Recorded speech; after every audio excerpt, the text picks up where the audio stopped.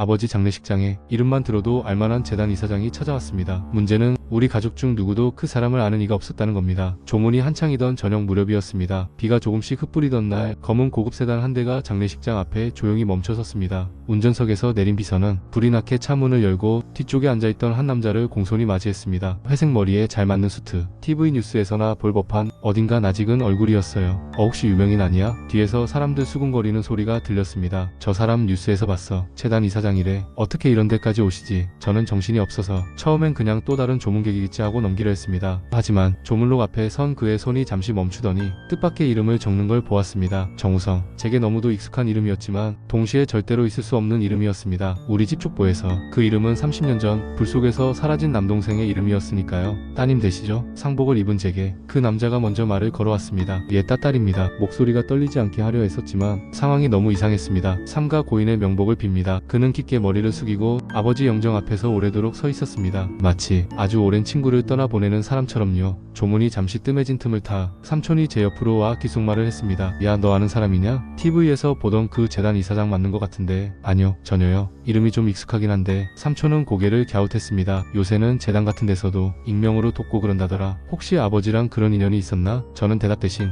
영정 사진을 바라봤습니다. 답을 아는 사람은 이제 그곳에 있는 아버지뿐이었으니까요. 밤 9시가 넘어가자 사람들이 하나둘 자리를 떴습니다. 남은 건 가까운 친척들과 몇몇 회사 동료들 뿐. 그 남자는 끝까지 귀빈실로 들어가지 않고 빈 의자에 조용히 앉아 영정만 바라보고 있었습니다. 마치 누군가를 기다리는 사람처럼. 그리고 조금 뒤 그가 제게 다시 다가왔습니다. 따님, 잠시 이야기 좀 나눌 수 있을까요? 장례식장 한켠 사람들 소리가 잘 닿지 않는 작은 휴게실로 자리를 옮겼습니다. 방 안에는 따뜻한 자판기 커피 냄새와 옅은 소독약 냄새가 섞여 떠돌았습니다. 그는 잠시 말없이 종이컵을 두 손으로 감싼 채 한숨을 길게 내쉬었습니다. 송구합니다. 이런 때에 찾아와서. 그의 목소리는 생각보다 훨씬 낮고 어딘가 지친 듯한 울림이 있었습니다. 아버지께 생전에 꼭 하고 싶은 말이 있었는데 끝내 제때 오지 못했습니다. 아버지를 언제부터 알고 계셨어요? 저는 조심스레 물었습니다. 그는 잠시 창밖 어두운 복도를 바라보다가 천천히 입을 열었습니다. 처음 알게 된 건 제가 20살 무렵이었습니다. 그러니까 거의 30년 전이죠. 그 숫자를 듣는 순간 제 심장도 같이 멈춰서는 것 같았습니다. 30년 전 우리 집에 불이 났던 그 해였습니다. 제가 10살, 동생 정우가 8살이던 해 겨울 연탄 보일러가 새면서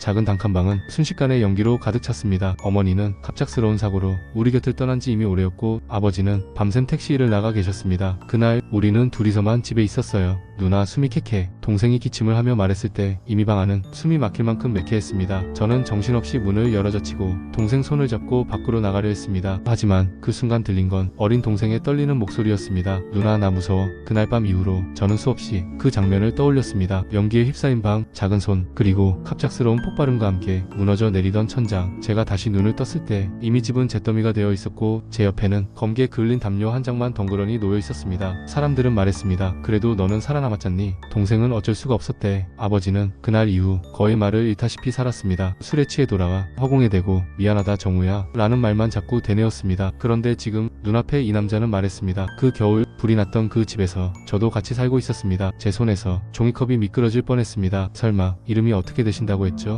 제 목소리가 떨리자 그는 제 눈을 똑바로 보았습니다. 정우성입니다. 예전 이름은 정우였고요. 시간이 마치 장난을 치듯 엉켜버린 느낌이었습니다. 머릿속에서는 어린 동생의 얼굴이 떠오르는데 눈앞의 남자는 주름이 깊게 팬 성공한 중년 사업가의 얼굴이었습니다. 농담하시는 거라면 이 상황에서는 좀. 제가 말을 잇지 못하자 그는 서류 가방에서 오래된 사진 한 장을 꺼냈습니다. 노랗게 바랜 폴라로이드 한 장. 거기엔 허름한 연탄집 앞에서 가볍게 주먹을 들고 있는 두 아이가 찍혀 있었습니다. 한 명은 앞니가 빠진 채 웃고 있는 저였고 그 옆에서 제 옷자락을 꼭 붙잡고 있는 작은 아이가 있었습니다. 이 사진 우리가 잃어버린 줄만 알았는데 저는 사진을 양손으로 부여잡고 숨을 고르려 했습니다. 사진 뒷면에는 삐뚤삐뚤한 필체로 이렇게 적혀 있었습니다. 누나랑 정우 처음으로 사진 찍던 날. 이 사진 어디서 나신 거예요? 그는 조용히 그러나 또렷하게 그날의 이야기를 꺼냈습니다. 불이 난 날 집 앞을 지나가던 한 의사가 있었습니다. 집 안에서 아이 우는 소리가 들려 문을 부수고 들어갔고 그때 이미 연기에 질식해 쓰러져 있던 어린아이 하나를 간신히 끌어냈다고 했습니다. 그게 저였습니다. 의사는 위독한 아이를 자신이 근무하던 병원으로 데려갔고 그곳에서 아내와 함께 그 아이를 돌보기 시작했습니다. 하지만 그 아이는 눈을 뜬 뒤에도 자신의 이름, 가족, 집이 어디였는지 아무것도 기억하지 못했습니다. 병원에서는 경찰에 신고하고 근처마다 전단을 돌렸지만 당시 정확한 기록도 연락처도 없는 가난한 집안의 아이를 찾는 일은 쉽지 않았습니다. 결국 그 부부는 저를 입양했고 전 다른 성을 마음을 갖게 됐습니다. 그때부터 제 이름은 정우성이 됐죠. 그의 시선이 조금 멀어졌습니다. 아버지와 누나를 찾고 싶다는 마음은 늘 마음 한구석에 남아 있었지만 단서가 아무것도 없었습니다. 그러던 어느 날 입양 기록을 정리하던 중 우연히 오래된 신문 스크랩 하나를 발견했다고 했습니다. 연탄가스 중독으로 모녀 중 한 명 사망, 어린 아들 실종 추정. 기사 속 집 사진은 그가 기억 속 어렴풋한 풍경과 기묘하게 닮아 있었습니다. 그는 기사에 함께 실린 주소를 따라 오래된 동네를 찾았습니다. 하지만 그곳엔 이미 아파트가 들어서 있었고 예전 집의 흔적은 찾을 수가 없었다고 했습니다. 그래서 저는 제 삶을 먼저 버텨보자고 생각했습니다. 어디에 있든 어떻게든 이름이라도 알려지면 언젠가 누군가 저를 찾아주지 않을까. 그는 죽도록 공부했고 미친듯이 일했고 투자에 성공해 지금의 재단을 만들었습니다. 그의 이름이 뉴스와 기사에 오르내리기 시작한 시기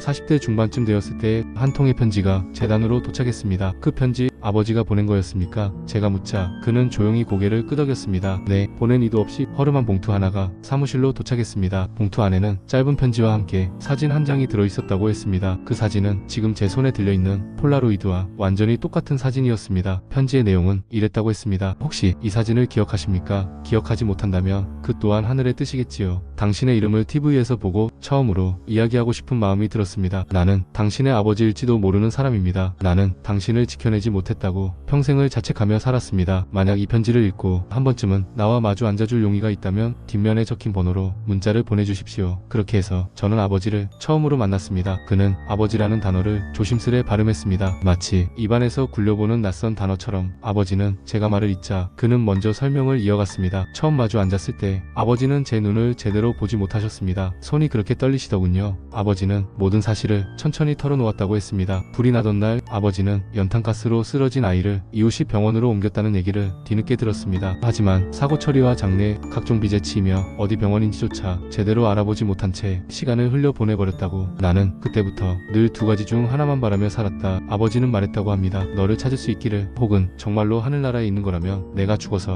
거기서만이라도 다시 볼 수 있기를. 그는 그 말을 전하며 조용히 웃었습니다. 아버지는 자신을 용서하지 말라고 했습니다. 내가 나를 원망해도 할 말이 하나도 없다고. 그럼 왜 우리에게는 말씀을 안 하신 거죠? 제 목소리에는 억눌러 왔던 서운함이 섞여 나갔습니다. 누가 됐든 우리에게 알려주셨으면 그렇게까지 혼자 숨기실 필요가. 그는 오히려 제게 한 장의 편지를 건넸습니다. 아버지가 부탁하셨습니다. 언젠가 내가 당신을 찾아오게 되면 이걸 꼭 전해달라고요. 하얀 봉투 한 장이 제 손으로 건네졌습니다. 떨리는 손으로 찢듯이 뜯어 편지를 꺼냈습니다. 우리 큰딸에게 처음이자 마지막으로 이야기 한 번만 제대로 하고 싶다. 너에게는 평생 비밀 하나를 숨긴 채 살았다. 너는 늘 물었지. 아빠, 정우는 왜 그렇게 빨리 떠났어? 나는 대답할 용기가 없었다. 사실 나는 정우가 살아있을지도 모른다는 생각을 한 번도 버리지 못했다. 그날 사고가 난 뒤 정우의 몸을 끝내 찾지 못했다는 말을 듣고도 내 마음 어딘가에서는 어디선가 살아있을지도 모른다는 이기적인 희망을 품고 있었다. 하지만 너에게 그 말을 꺼내는 순간 너에게서도 정우를 완전히 빼앗아버리는 것 같았다. 그래서 차라리 죽었다고 믿게 하는 게 내 마음을 위해 낫겠다고 멋대로 생각했다. 그게 나의 가장 큰 죄다. 중략, 세월이 지나 TV에서 정우의 얼굴을 보게 됐을 때 나는 처음으로 정우에게, 그리고 너에게 사과해야 한다는 걸 깨달았다. 그래서 편지를 썼다. 정우는 내게로 와주었다. 내 앞에 앉은 그 아이는 더 이상 아이가 아니었고 눈빛은 너무도 멀리 와 있었다. 그래도 내게는 여전히 불이 나던 날 집안 어딘가에 있을 것만 같던 그 8살 아이였다. 중략, 나는 너에게 말할 용기를 끝내내지 못했다. 너의 삶이 겨우 안정되려는 걸 보며 또 다른 폭풍을 내게 안겨주고 싶지 않았다. 이기적인 선택이었음을 안다. 그래서 널 용서해달라고 할 수는 없다. 다만 부탁 하나만 하자. 언젠가 정우가 너를 찾아온다면 그때는 나 대신 그 아이의 손을 꼭 잡아다오. 내가 여태껏 보여준 그 끈질긴 책임감과 따뜻함으로 정우를 한 번만 더 가족으로 맞아다오. 그게 이 못난 아비의 마지막 욕심이다. 사랑한다 내 딸아. 아버지가 편지 끝부분은 눈물 자국으로 번져 몇 글자는 잘 읽히지도 않았습니다. 조용히 편지를 접어 손에 쥐자 눈앞의 남자가 낮게 말했습니다. 아버지는 마지막까지 당신 걱정만 하셨습니다. 순간 이상한 감정이 몰려왔습니다. 배신감, 서운함, 그리고 동시에 안도감과 슬픔. 어릴 적 작은 손을 놓치지 않으려고 악착같이 잡고 있던 제 손을 끝내 놓쳐버린 날 이후로 저는 늘 내가 더 꽉 잡고 있었으면, 내가 조금만 더 빨랐으면 하는 자책 속에서 살았습니다. 그런데 아버지는 자신의 죄책감에 묶여 또 다른 비밀을 만들어냈습니다. 어쩌면 우리 셋 모두가 서로를 위해 한다며 각자의 방식으로 도망쳤던 건지도 모르겠습니다. 저는 그 남자, 아니 제 동생일지도 모를 사람을 바라보며 입을 열었습니다. 솔직히 지금도 잘 모르겠어요. 그는 조용히 고개를 끄덕였습니다. 당연합니다. 저라도 쉽게 믿지 못했을 겁니다. 하지만 한 가지는 알아요. 저는 손에 쥔 편지를 조금 더 꽉 쥐었습니다. 아버지가 마지막까지 붙잡고 있던 게 정우 씨였다는 거요.